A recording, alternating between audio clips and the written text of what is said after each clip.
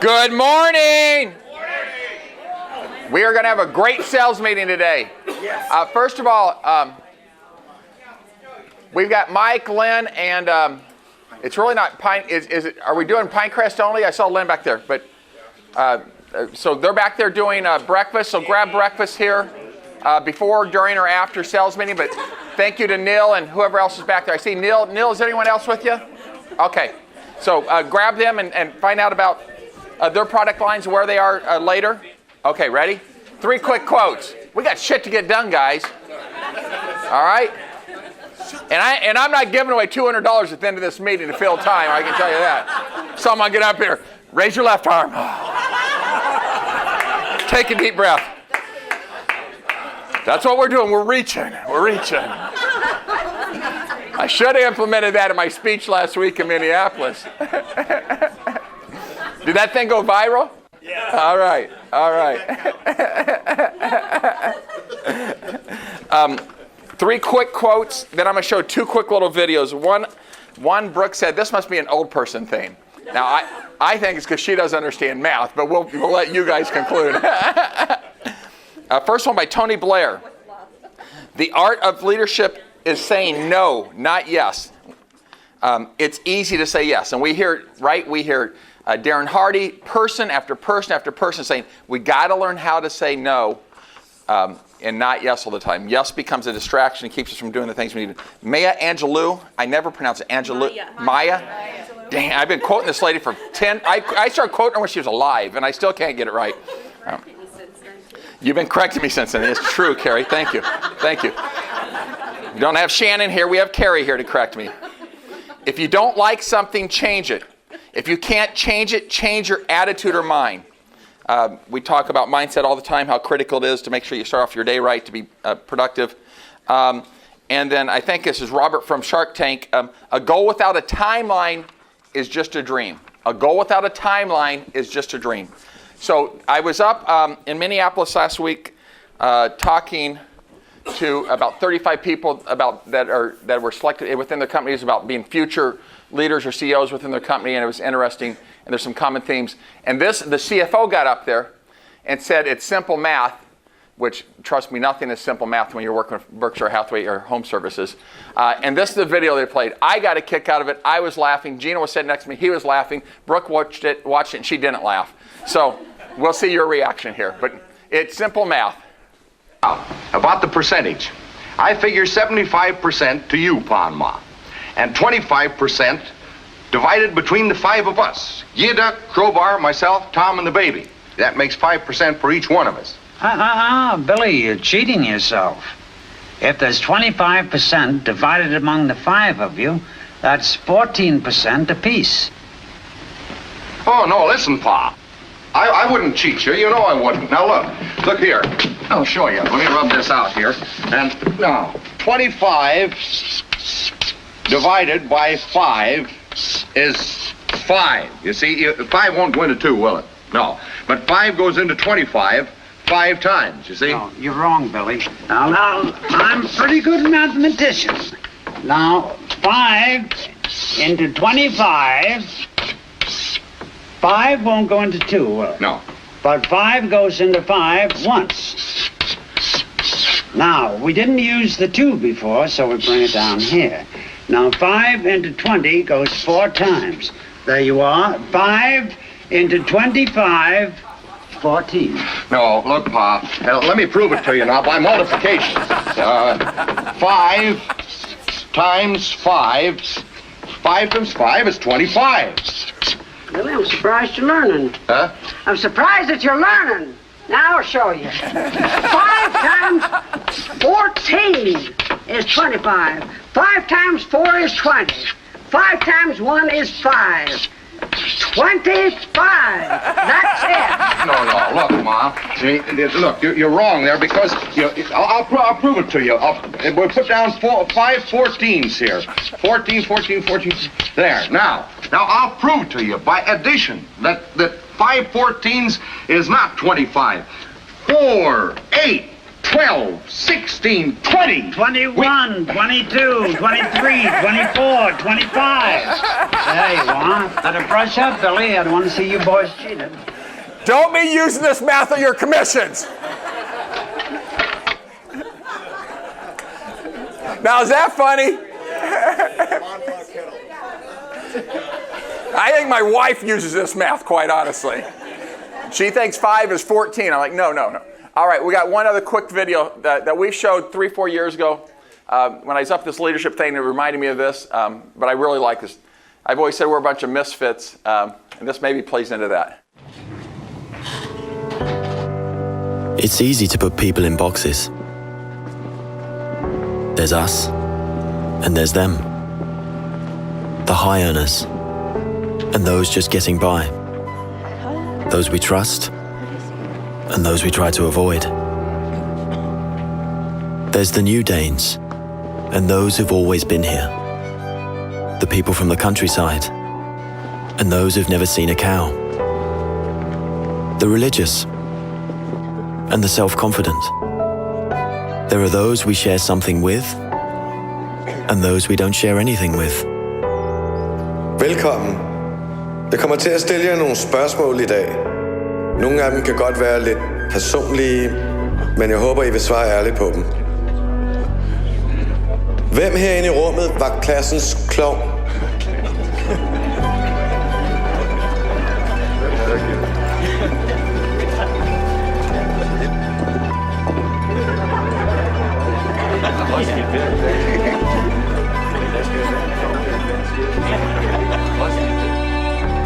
Hvem er bonusforældre?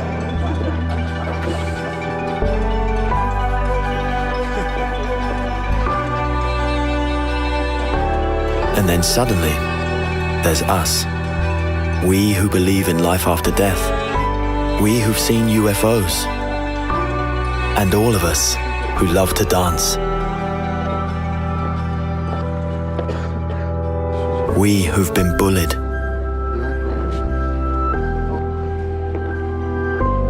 And we who've bullied others.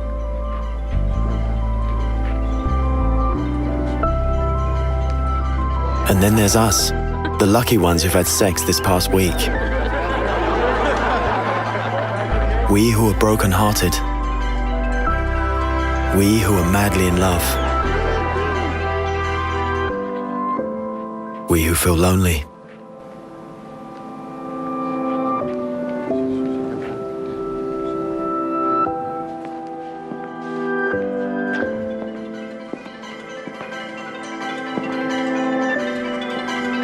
We who are bisexual, and we who acknowledge the courage of others. We who have found the meaning of life, and we who have saved lives. And then there's all of us who just love Denmark. So maybe there's more that brings us together than we think. All that we share.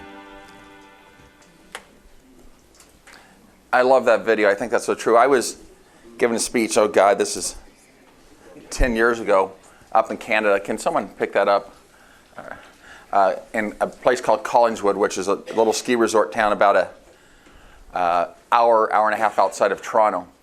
And a good friend of mine, Mark Ronan, had invited me up, and he called me one day and said, hey, I'm on this council. We're going to have a national Canadian broker owners meeting. Would you come up and speak if I can get them to agree to bring you up here? I said, sure.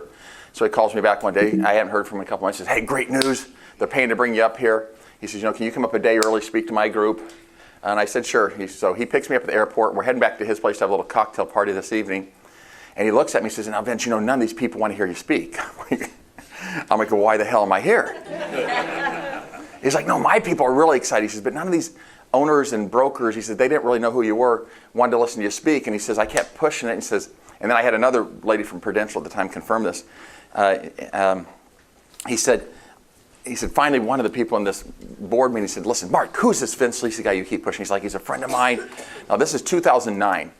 and Canada's market, Toronto was just being decimated. The market was not doing well.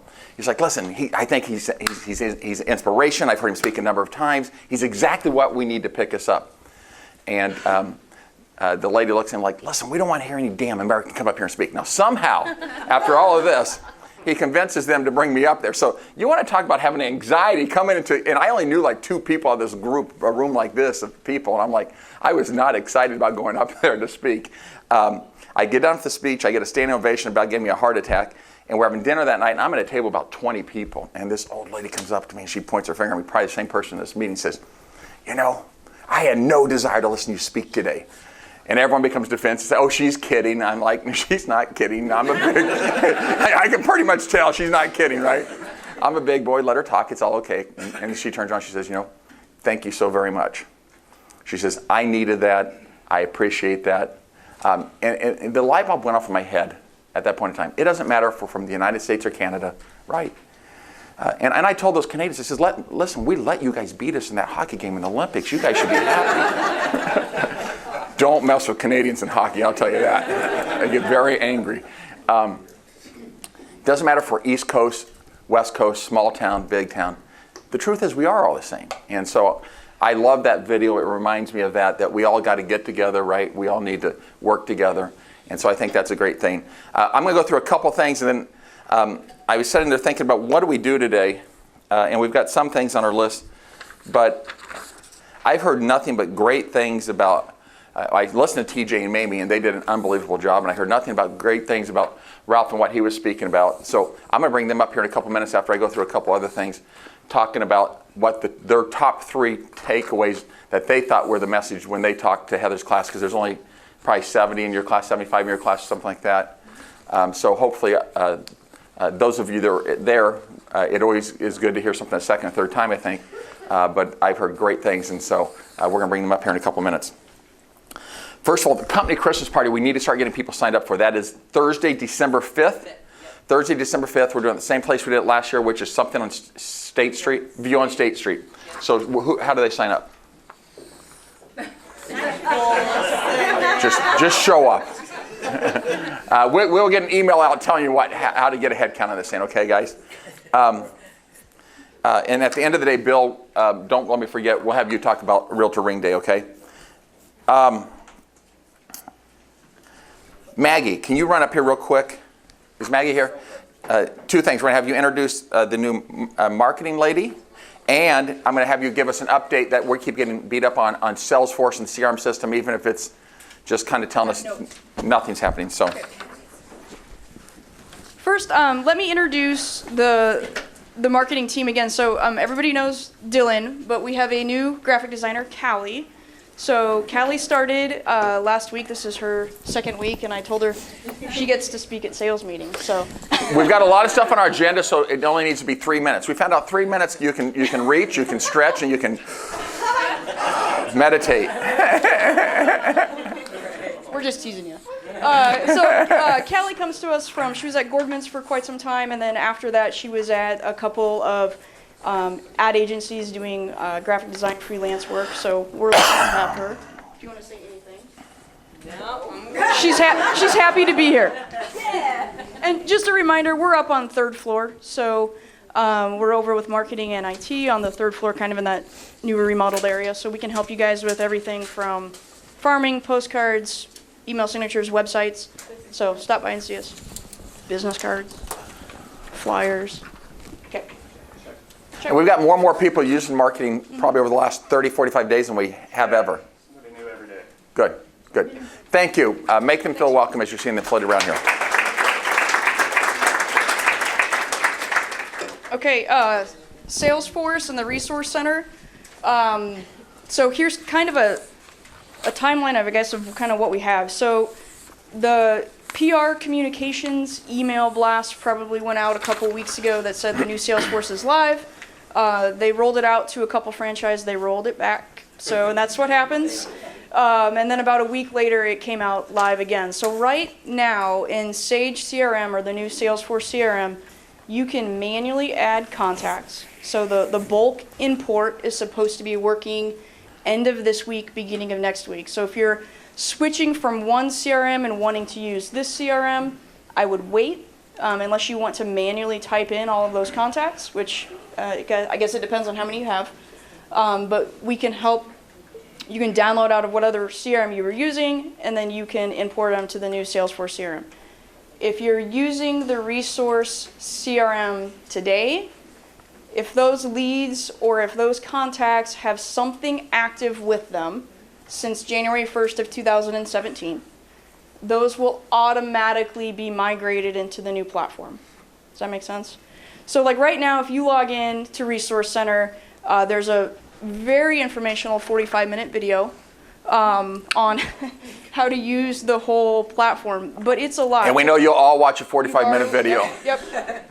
The general overview is it's a smart CRM system, so if you add your contacts, you add your sphere, the more you add to them, the more you add to your contact, the smarter that CRM becomes. So it will assign drip email campaigns based off of the criteria that you've selected for that contact.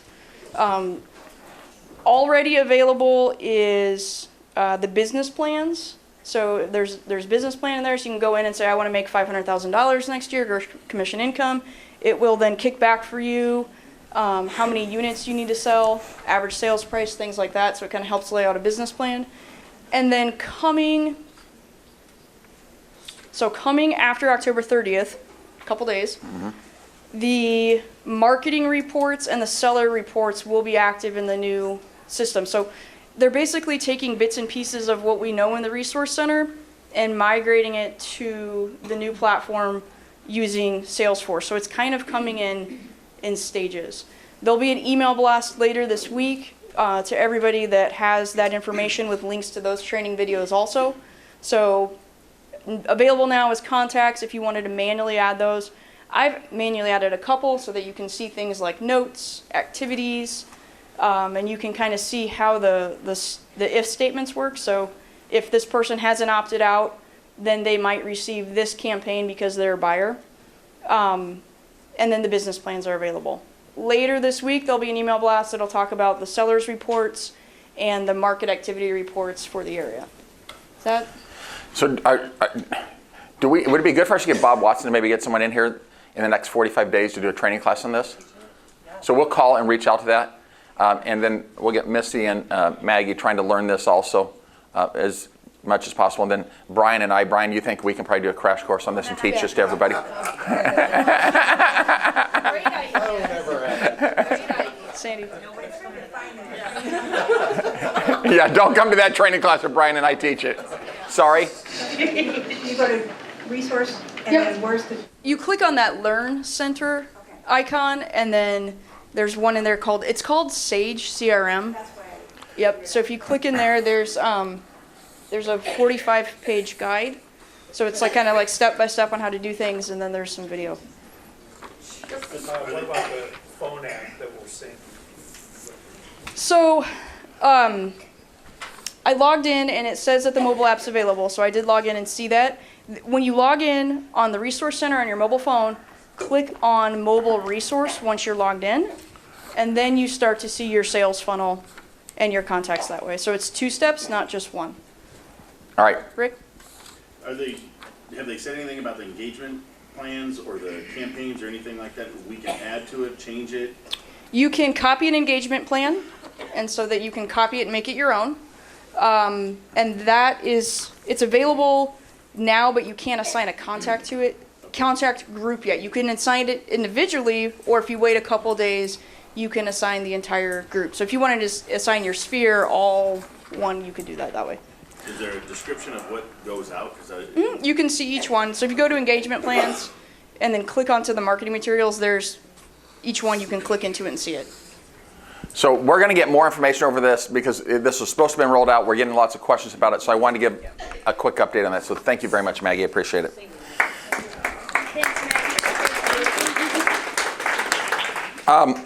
Before I have TJ, Mamie, and Ralph come up, a couple quick things that I think there's still some confusion on. AHS and 210 warranty. And Lori's in the back, so if you got any questions about 210, grab her afterwards. And there's going to be some changes, and we'll have some follow-up things at the beginning of the year. We'll have her in here talking about those at a lunch and learn or something soon. But it's not enough to check the box on the contract saying that you want to use those, right? I was looking for Daryl. There's Daryl. That they need to. There has to be a call to action. You have to call Kevin or Lori to activate those. Shake a head, Lori. Is that correct? Yeah. So because we don't have a system in place, basically activating those right now, if you're just checking a box. So we maybe will look at that later to figure out how we can do that. And both have agent portals that you can go into to input your listings. And both have agent portals that you can go into and put your listing. What's that mean? So there's like a website where you can get in there, you put your listing in there, and then that covers it for the seller's coverage. All right, so there's an agent portal. You go in there that gets it covered for the seller's coverage. Thank you. So we're going to get both of them in here again, talking more about their classes. We've figured out, Lori and I met, I think last week, that there was still some confusion on a lot of this stuff. So we wanted to get clarity. We want you guys to be using this free seller coverage. They obviously want the goal of that at the end of the day, you sign this thing up and end up having the buyers take that moving forward. And Lori's in the back. Please grab her for questions. That's why I keep looking out there. Couple things. We keep hammering away on this 2.4%. Some of you sent, it's not lots. Someone sent me one last week saying there was a lot that another company's paying out 2.0. The 2.4% that we're pressing in the Omaha area is for residential houses only. We're not talking commercial, and we're not talking lots. But we've been pretty adamant about that. We've actually sent to another Berkshire Hathaway company, Home & Woods out of Lincoln, a letter saying that we're only going to pay them 2.0. So if anybody in this room has a Home or Woods Brother agent from Lincoln, I guess anywhere, I don't know where they're at, that sells one of your listings, tell us. We're only going to pay them 2.0. In the Omaha market. This is Omaha only. We're not talking about Lincoln. So not lots, not commercial. Omaha market, Sarpy, Dodge, Douglas, Washington counties. We're sticking on this 2.4. And here's the reason. We were sitting in a mastermind group 2 or 3 weeks ago, Heather, and someone was talking about Lincoln and they're paying out 2.0. In Nebraska Realty, someone said they competed against a Nebraska Realty agent. That here we think 3.5 to 3.9 is what Mark Taylor's usually doing. Down in Lincoln, someone's doing it at 3.0. And this is one of the reasons. There's a direct relationship between this 2.4% that we're allowing and what's being charged on the top side. And as this goes down, it trickles everything else down. So we're going to continue to be crazy about that. The second part of that is we're going to continue to have this company policy that we're not going to change on the 5%. Right? We want to be a sounding board. I think Heather and I and Brian and Scott gets calls on a pretty regular basis. I don't see Mark Leaders I saw floating around here somewhere. We want to help you get that. We understand you're competing against 3.9, 3.0, or 3.5, 4.0, 4.5 on a regular basis. Help us show value in this process to help you get at least 5.0. We want you to get 6. We want you to get 6.25. But we want to put this floor in there. Call us. We'll walk through these things with you. We're going to work with you on these things. But you can't just go off on your own and go sign something at 4.5% without our approval. That doesn't work. So we're going to continue to do this. We're not trying to be hard asses on this. We really believe in our hearts. We're trying to protect this industry, and we're trying to protect you guys. And we're the only one in the marketplace that really has the ability to manage this process. So, let's be a team. Let's work together on this. But we really believe for the long-term well-being of this industry to continue to make a living. I was in a meeting yesterday with an agent, and he asked about what's the future of real estate look on this subject matter. I said, as long as we can continue to maintain our market share and continue to maintain this stance, I think we've got a good future. But if we break down on this, I think it's bad for the whole industry because we had to send out a letter and have conversations with pretty much all the other brokers in Omaha about this subject matter. So thank you guys. If you got questions with this, grab me offline. But basically, even those that are your team leads, you need to be going back and talking to your teams, please, but tell them they can't go list something at 4.5%. You've got to get a hold of us. Now, my point is, if you sold them 10 houses, if it's your brother, there's going to be exceptions. We're going to come off of this 5.0, but we've got to have a conversation. We've got to prove that, okay? Ralph, TJ, and Mamie, can we please have the three? Scott for the medical insurance. We don't give a shit about Scott. Ralph, TJ, and Mamie. Yeah. We do care about Scott. But right now I want to get to the meat and potatoes of the show here. I text Ralph last night, and TJ and Mamie text back immediately, say they would do this. Then I tried to call Ralph because he wasn't responding. He's like, I'm in a movie. I'm like, okay, we'll talk in the morning. So I'm here to talk about relationships and how to be in a successful one. What movie were you at, Ralph? Can't tell. Had a lot of X's in it. Yeah. Okay. Now you're getting it. Here we go. So, TJ and Mimi, I don't know how you guys are going to approach this, but can you guys maybe walk through the top takeaway of your top 3 takeaways that you felt that was what you were trying to get across to the audience in Heather's class here last Thursday? What's the most important thing? Sure. Probably the biggest thing is that there was a statistic that was kind of freaking us out a little bit, that you've got 26%, okay, so you are only retaining about 74% if you have a bucket of sand. Think of that as your bucket of business, right? And so in your bucket of business, there is a hole in the bottom of it, and you are losing about 26% of your folks, and that's because they move out of town. You may have someone going to a nursing home. Unfortunately, people pass away. And for whatever reason, maybe it just didn't go well, and they're just not going to use you next time for whatever reason. I mean, I know all of us here are perfect, and we would never have anything go wrong, but that's the stat.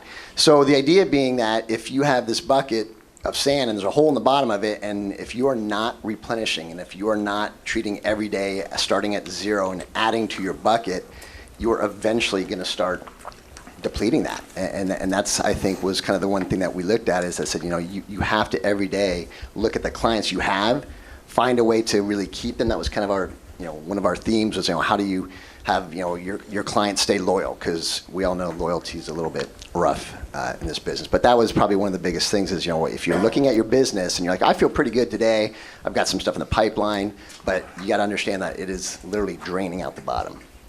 So how do you keep filling that bucket? Duct tape. Huh? Duct tape. Great. Great. Don't take that as your top takeaway.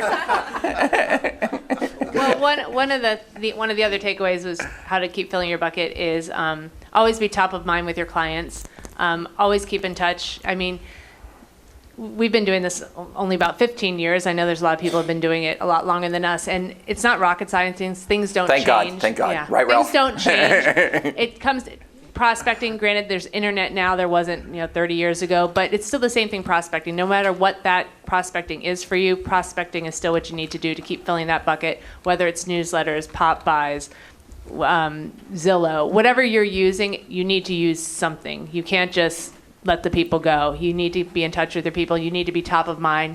You need to be last one that they saw. They're going to go to 5 open houses. They're going to run into, not even people going through open houses. These are your current clients. I'm looking at Stacy Mueller. We have so many mutual friends in common. Everybody knows at least 5 realtors, at least. So first of all, don't get upset if they use, I would not get upset if they use Stacy. There's a lot of us. Not to you. Not behind her back, I'm pissed. But there's lots of people, everyone knows at least 5 realtors. So don't just assume they're going to use you, which was our third takeaway. Yeah, that I think. Why don't you guys do all 3? Go ahead. I'm kidding. Yes, go ahead. Let's go sit down. No.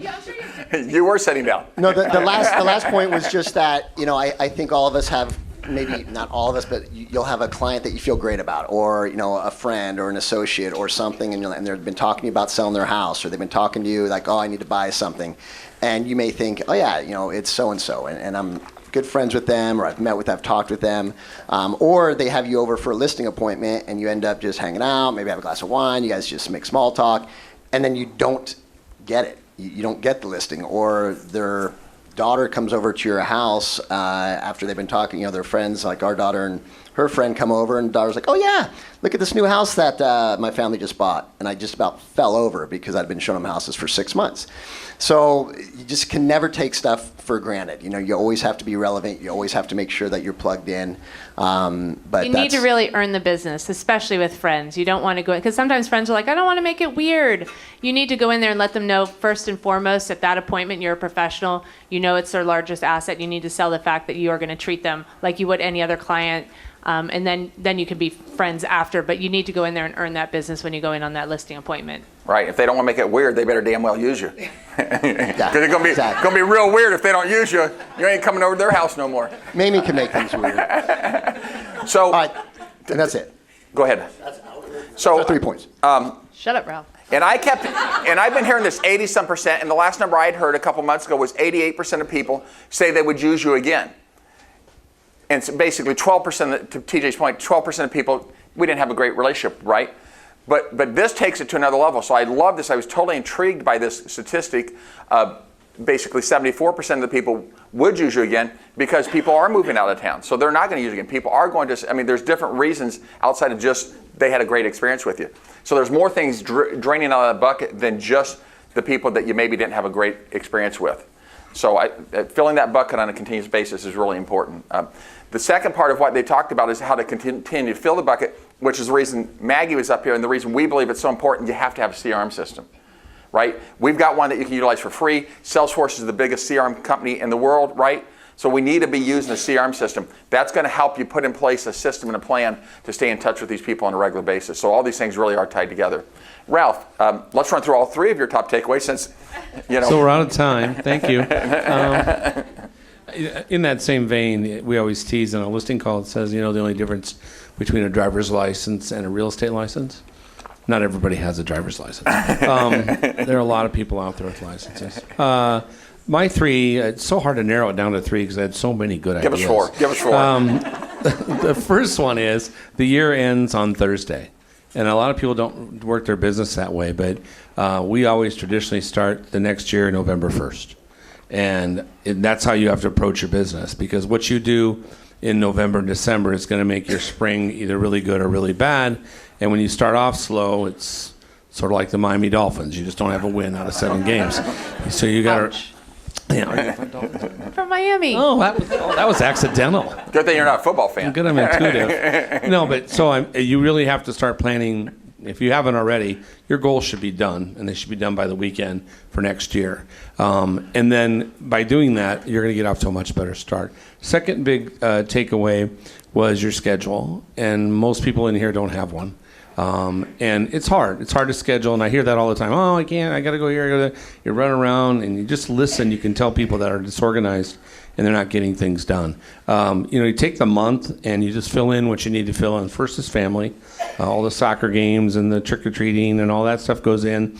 Then you isolate some other areas like, okay, I'm going to prospect 3 days a week from 9 to 11. Put it in your schedule.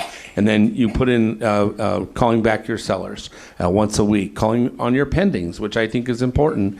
Nico does that for me, and I'm just amazed how we call our pendings weekly and how everything's right until 72 hours before the closing. And then it's like, how could this go wrong? And we don't even allow phone anymore. If we have a phone call with a loan officer or a title person or even our buyers or our sellers, we follow it up with an email.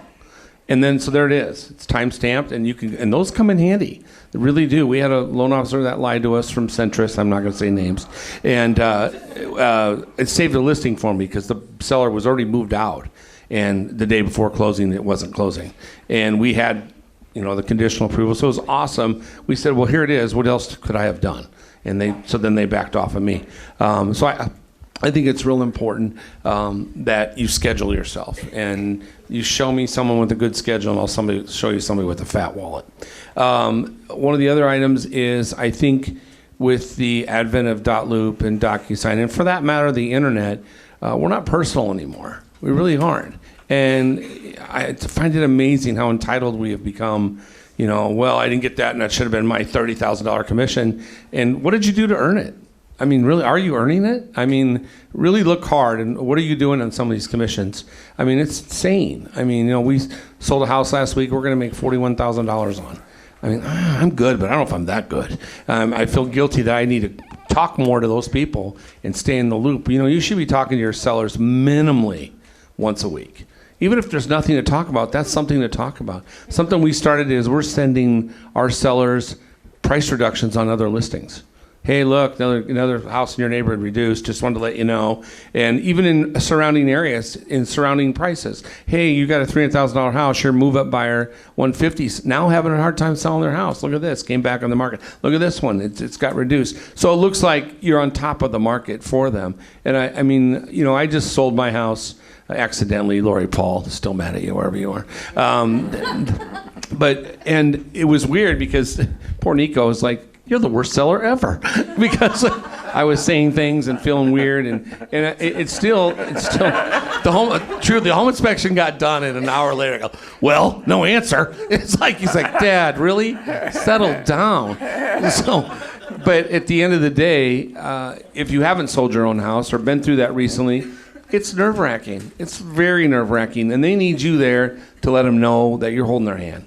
And pumpkins are great and Popeyes are great, but at the end of the day, that's not what they're paying you for. They're paying you for your knowledge. They're paying for you the condition of the market. And we very rarely lose a listing. I mean, we just sold a listing we had for 2 years. And that's not great, but we still sold it. So I think I worked for like 11 cents an hour on that deal. But when you communicate with your seller and your buyers, then they'll tell people. I hear that all the time, that you guys are really good in communication. It's 99% of it is communication. And they can't be mad at you when things aren't happening as long as you're keeping them up to date of what's going on in the market. And then just be a little different. We still get deed set signed, I know, from the 1900s. But I still go to people's house at night, have a glass of wine, and sign their deed set, and make kind of a deal out of it like it's their closing. Instead of sending them into the title company, you don't even know if it's done right. They're meeting somebody they don't even know. It takes, half an hour, 45 minutes? And it's a positive touch. That's the way you end the relationship. I think it's very good. We also, when you're mailing stuff, be different. I buy stamps at the post office with different kinds of stamps. I never use the postal meter unless it's too big and I have to measure it. But if it's just a regular envelope, use a unique stamp, because when you get your mail and you see a weird stamp, you're like, I should open this, or go buy some colored envelopes, go get some orange envelopes or blue envelopes. They're going to open your mail. And it just makes it look like you're just a little bit different. So you have to make sure that you try real hard to stand out with your clients and let them know that you really, really care about them. And everything else falls into place. Ralph, you talked, it brought to my mind that you even called during the pending process, right? Do you ask for referrals during that pending process? All the time. Because we know, right, human behavior is when people are excited about something is when they're most likely to talk about it. And they're never really more excited about real estate than when they've just bought a house. And so that's going to be, other people are going to be likely to correspond. And what's funny is when you work with your loan officers, and loan officers that we're big listers, so we don't pick the loan officer. Obviously the buyer does and the buyer's agent. But we're getting leads from those people because they like the way we do business. So because they know we're going to cover our side, so their side becomes easier. We've probably gotten over 15 leads this year from lenders. Say, hey, these people came in, they're looking at buying a house. Do you want to work with them? We got one on Thursday that we got under contract on Saturday, and the loan officer was like, "Settle down, it's my birthday." But that'll help you. I mean, when you're doing your job like that, and staying on top of it, please get it in writing. I mean, it's got to, just per our phone conversation, when you lied to me, when you told me, just want to make sure that's what we're doing. Thank you. And then, they usually respond back, yes or no, and then you're covered. Stick it in the file. Our files are real organized. If you ever want to come down, you can see them. They're broken out in categories. We have the buyer side, we have the seller side, we have the listing material, we have the contract material. We still use a pink sheet, not because we like pink, but so if I need the file, I can open it up and go to the pink sheet, and all the information's on there. We take the escrow cover sheet and put it in pink. So yesterday I got a phone call, and I had that file in my hand in a minute, and I knew right where to find the information. And it looks like it's top of mind. For that guy on the other side of the phone, thought, did he look that up or did he know that? I mean, that's kind of how you want your customers to feel about you, that, they are top of mind. And I think with all the disruptors and with Zillow and everybody else out there, you got to give more service. Otherwise, I wouldn't pay us either sometimes. Really wouldn't. You're not doing enough to be paid. And I think we lose track of how much money we really make. I mean, there's a lot of money there to be made. I have a sister that works at an insurance company for 40 years that makes $40,000 a year. Yeah, she has health insurance, so she makes 50. But we can make $40,000 on a transaction. And it's like, okay, and then we're bitching about the home inspection. And, we're very, very thankful for this job. And I think we need to be more appreciative and less entitled, because people will take our job. There's no more milkmen. There's no more icemen. Things change. We went to McDonald's Saturday on the way to Lincoln, and Nico's like, what's this kiosk thing? It's like, now they've eliminated the girl at the front desk. And more that's going to continue. These jobs are going to be replaced, and ours could be too. I mean, we need to provide service to people. And you do that, you're going to be a lot better off. You both talked about don't take for granted your friends. You know, we pop by, we have a cocktail with them, we're assuming we're getting that business. What are you doing, any of you, what are you doing to make sure that you're not taking that person for granted, to make sure that you're nurturing that relationship, to make sure that you are getting that business? Because on a regular basis, I hear somebody come in just to my office just sick to their stomach that a friend or someone they thought 100% positive they were going to get that deal, they didn't get for one reason or other. So can you, any of you answer that question? Yeah, I've got a client right now that, good friend of mine, we are eventually going to be listing his house, but can't take it for granted. I mean, it's one of those people that, we would hang out, have some beverages together, golf together. Seems like a lot of drinking. Yeah. I take the deed set and I have a bottle of wine. I will tell you.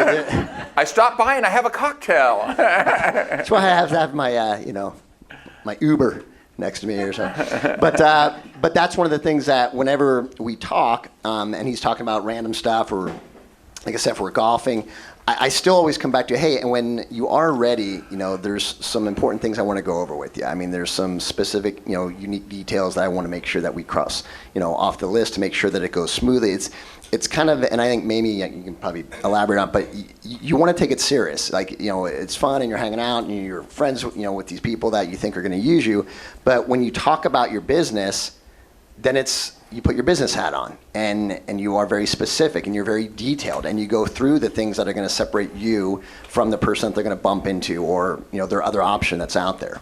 Yeah, I seriously, after, I think it was probably, Stacy Childers Reed is a good friend of ours too, was our partner. I think multiple times we each lost listings that we thought we absolutely had. And after that experience for both of us, I think I literally go into those appointments like I'm already thinking I'm behind the eight ball. I already think I need to overcome something. And I think we actually work harder on the people we know because they've seen people drunk in Vegas or in Cabo. They've seen the other side of you that isn't totally professional. But Mamie, you don't always get even the listing appointment because sometimes, right? Sometimes something's happened, they went online, they bought another house, that online agent now is listing their house, and you find out later because they're too embarrassed to call you that they caught it online. Because this online world, this instant gratification, someone immediately gets a hold of them, is changing the world of how we have to stay connected to them, right?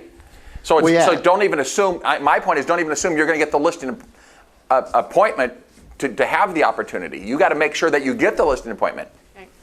Yeah, and this one gentleman, I probably talk to him about once a week.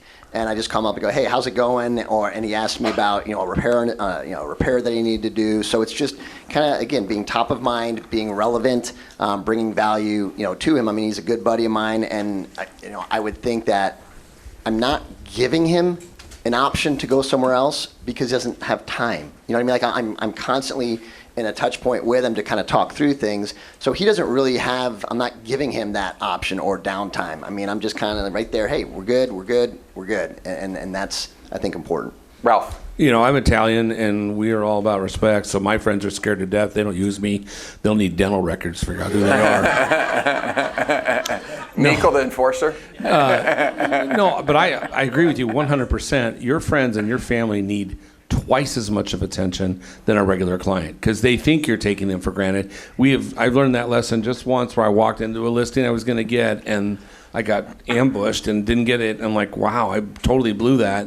So now when we go on a friend's, I mean, they'll even say, no, like, no, we're going through it because you won't remember that 6 months from now when their house isn't selling and you didn't think I did anything. So you have to put them through that and put it through at a much higher detailed level. Then you change the playing field. Now you've leveled to your advantage again, as opposed to being a disadvantage because you're their friend. Go ahead.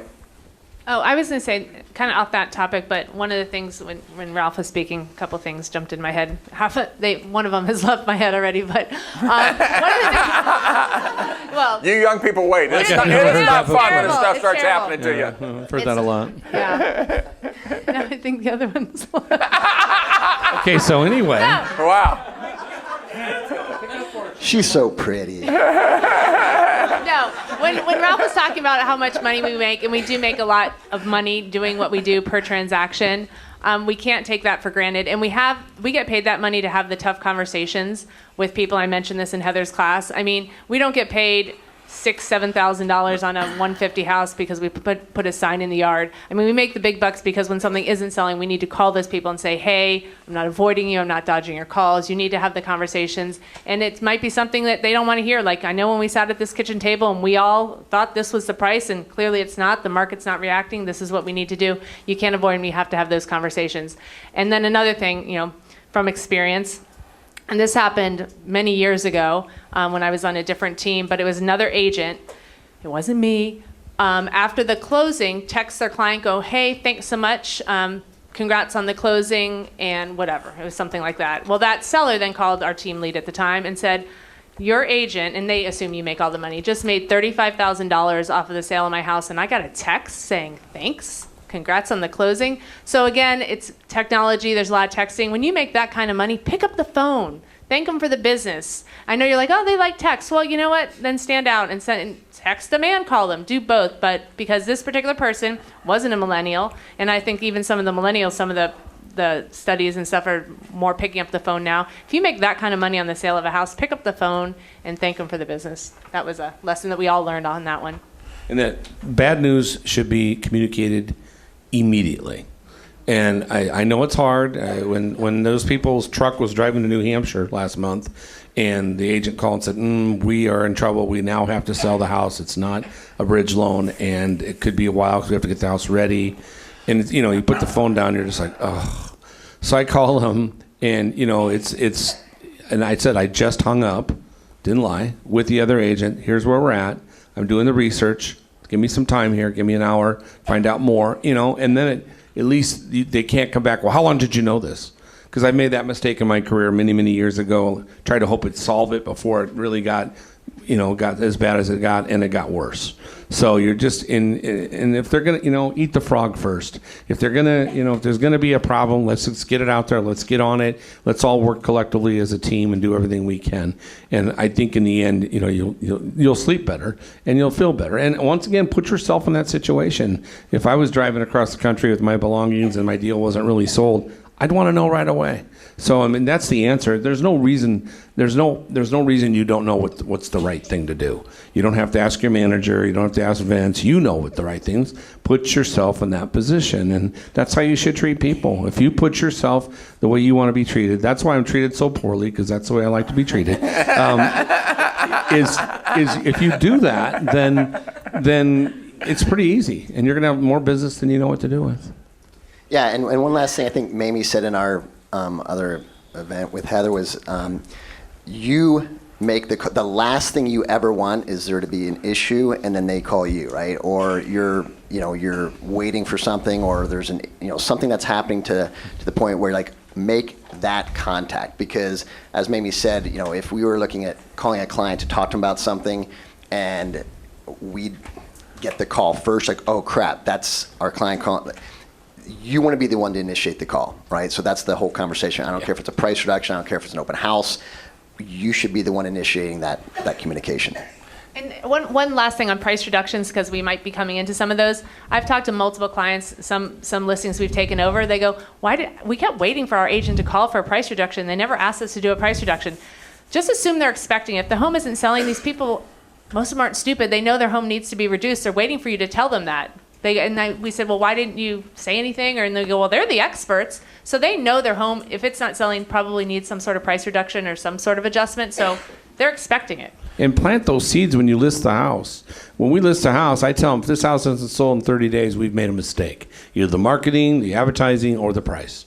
Well, we ambushed the marketing and the advertising, so they can't say that. So I penciled them in the corner and said, okay, well, it's the price. Not me, it's you. Yeah, like I haven't heard that before. But no, and so then you can reach back. Remember on the listing call I said after 30 days or 6 showings and we don't have an offer, we're probably overpriced. You can reach back for that. And that's about as easy as it gets. And they're probably, we get a price reduction every 30, 45 days. And that's how houses sell. You know that. You've lost a listing, and then someone got it, and they reduced the price where you told them to reduce it. And then it's like, oh, look at that. They got paid. I didn't. So it doesn't take that too many times. I want to piggyback a couple things. So Ron Peltier kicked off this leadership conference I was at in Minneapolis. And the first thing he really started out with is that we're in a business where the real estate transaction is a highly emotional, stressful transaction for most people. This is not something they do on a daily basis. This is the reason everything they're talking about up there is we've got to communicate. This is the reason we keep talking about how do we create more value, how do we create concierge services, how do we make this an easy, simple, stress-free transaction. That's the way we're going to make big dollars moving forward, is to remove that stress from that transaction. So we've got to continue to focus on that. They also have talked a number of times about money. One of the things that I kind of dummied down in Heather's class was, you've always heard me say, if you make $100,000, for every $100,000 a year you make, as a general rule, you're making $50 an hour. And someone said, well, how do you come up with that number? Well, it's pretty simple. If you make $100,000 a year, I'm just taking a simple rule of 40 hours a week, 50 weeks a year. Right? Now, if you work 45 weeks a year and 45 hours, you multiply those things. So, but 50 weeks a year at 40 hours is 2,000 hours. So you divide the 100,000 by the number of hours you work. So figure out how many weeks per year you work, or how many days, how many hours per day you work, and then divide that into the income you have, and that'll give you exactly how much you make per hour. I always Isn't want it 14 an hour? Oh, sorry. No, 5%. No, 14%. Yeah. Don't use the math on the video we did earlier. If anyone wants to do that, we can do that activity in literally less than 5 minutes. I'd be happy to sit down. I always want you to know what your time is worth, right? Because that was one of my top takeaways is, in Heather's class and up there, is we all have the same amount of time, 86,400 seconds in a day. The most successful people, the least successful people, the most successful people understand and value their time, and they're not doing $15 an hour work when they're worth $35 an hour. So understand that, and I'm happy to run through that with you. And then the last thing that Ron, Gino, and I all talked about up there was passion. And, you know, you've got to, if you've lost the love for what you do here, you've got to find it again. You've got to get a morning routine. You've got to get something that puts you in the right mindset that helps you have a love and a passion for this. Because when you have a love and a passion for what you're doing, you're going to better serve your clients, and you're going to be better at what you do. It's going to be easier to put in extra time, energy, and effort, right, when you have a passion for what you do. You're not going to sit there and like, oh, I'm doing this because I need another paycheck. So I appreciate these guys. This was very short notice. Literally, Ralph, an hour ago, you guys, 8:30, 9 o'clock last night, I don't know, sometime like that. But let's give them a big hand.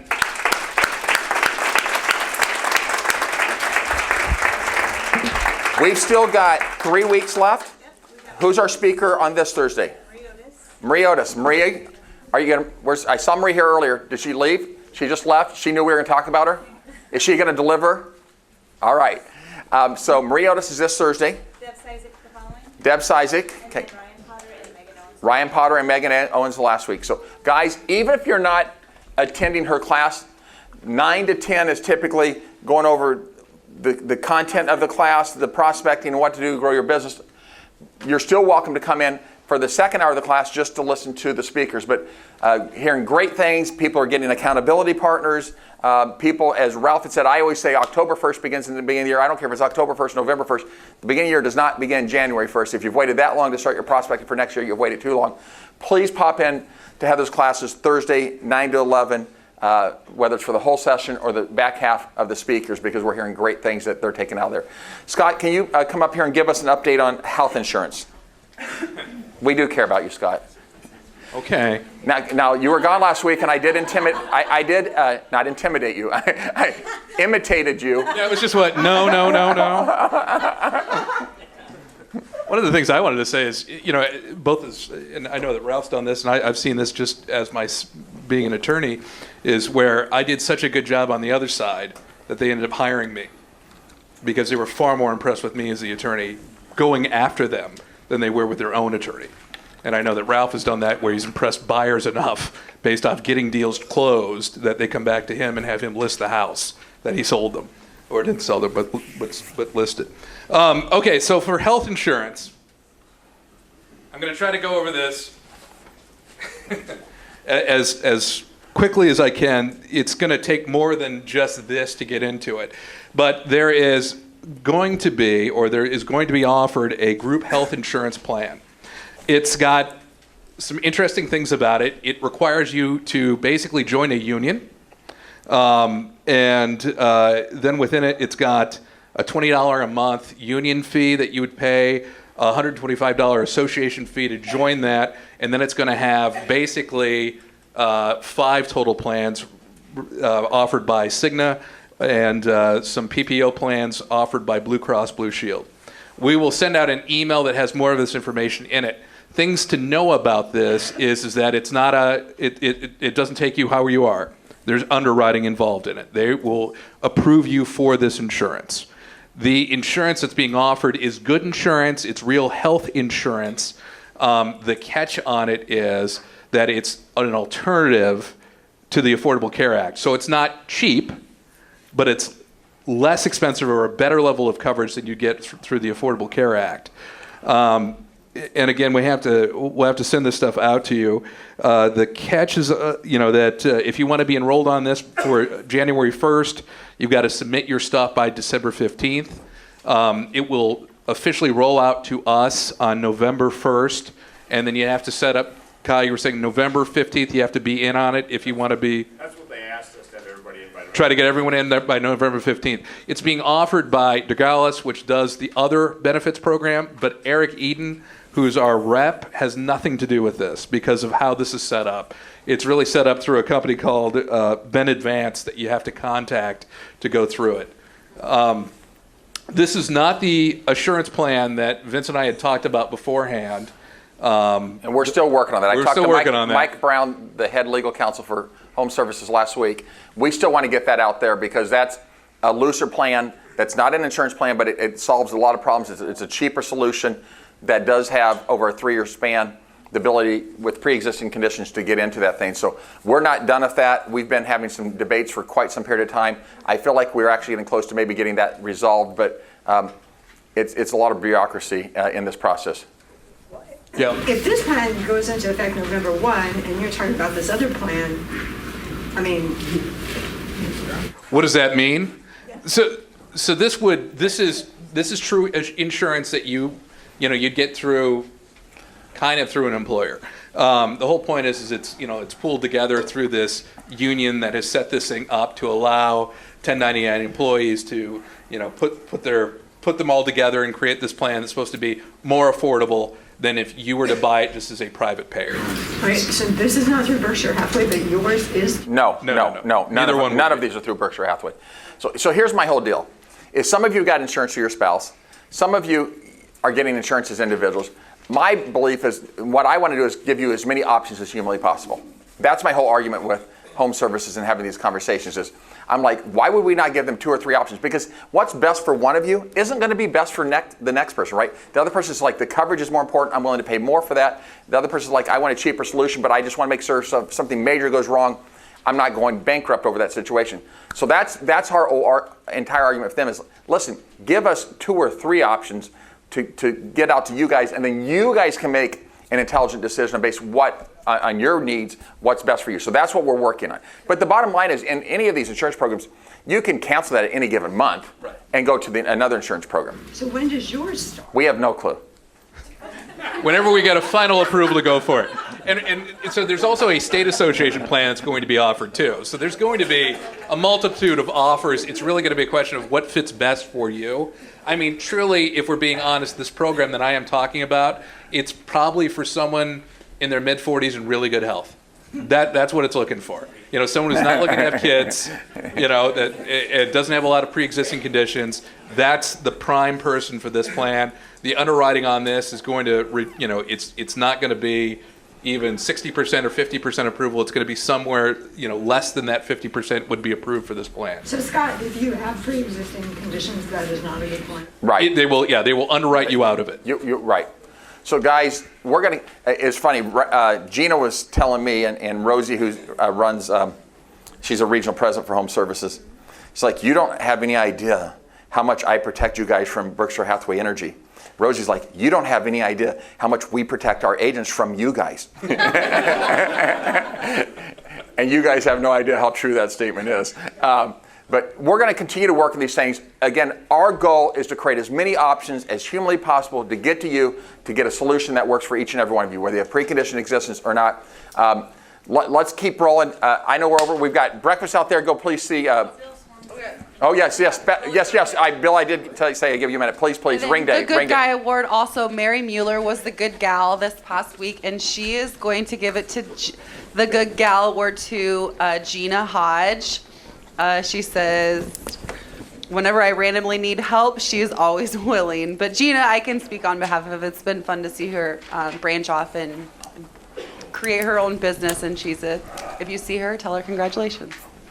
Bill. Okay, I'll be really quick. Ring day is Friday, December 6th, and it's from 10 a.m. to 4 p.m. We're doing things a little bit different this year. We're not having individual agent or offices assigned to locations, so it's kind of a free-for-all. So go to oabrringday.com and you can sign up. There's also not a set amount of 2 ringers per door. But that's the goal. But if you see that there's a door that's rang and there's an empty door down the block, we encourage you to try to fill the empty ones first and so forth, instead of just kind of bullying your way into some other door that some other person's at. A couple other things. We've got postcards that you can send out to your sphere or your client list. They're $5 for a pack of 50. That goes to the Salvation Army. And OABR will pay the postage on these if you get them to them by Monday of that week. So it's kind of a no-brainer. It just tells where you're going to be, when you're going to be ringing and so forth. There's a contest, a costume contest like usual, which is a lot of fun. And then the last thing is this year we will have the bump pay on the buckets. So when people come up to you and say, they don't have any cash, then you could say, well, do you have a phone? We have Apple Pay and Android Pay. So it's real simple, just boop, and they can pay right there. So any questions, come see me. If you want these, I've got a limited amount here. They're $5 a bundle, and let me know. And that's it. Thank you. Who came to Trunk or Treat on, yes, give Bill a hand. Trunk or Treat. Killed it. I've heard anywhere from 500 to 1,000. We believe there's probably 900 people there. We ran out of almost 600 hot dogs in about 45 to 50 minutes. We ran out of chili. So next year we're going to be better prepared. But I felt those of you that did trunks that you put together did an unbelievable job on that. Very creative, great event. So please make sure that you and your kids put that on your schedule next year. Great job for putting that together. Yes. What else are we talking? The next sales meeting we have Thanksgiving lunch follow-up. Next sales meeting is when? November 19th. November 19th, and we will have the Thanksgiving potluck in the basement again that day. So we'll be coordinating more on that. But guys, get into Heather's class. I cannot agree more with Ralph. Next year has already started. Make sure you're putting a plan together, right? You're continuing to prospecting. If you want to start off next year really well and have a great year at the beginning of the year, it starts now. So yes. Missy. AdWorks, what time is that?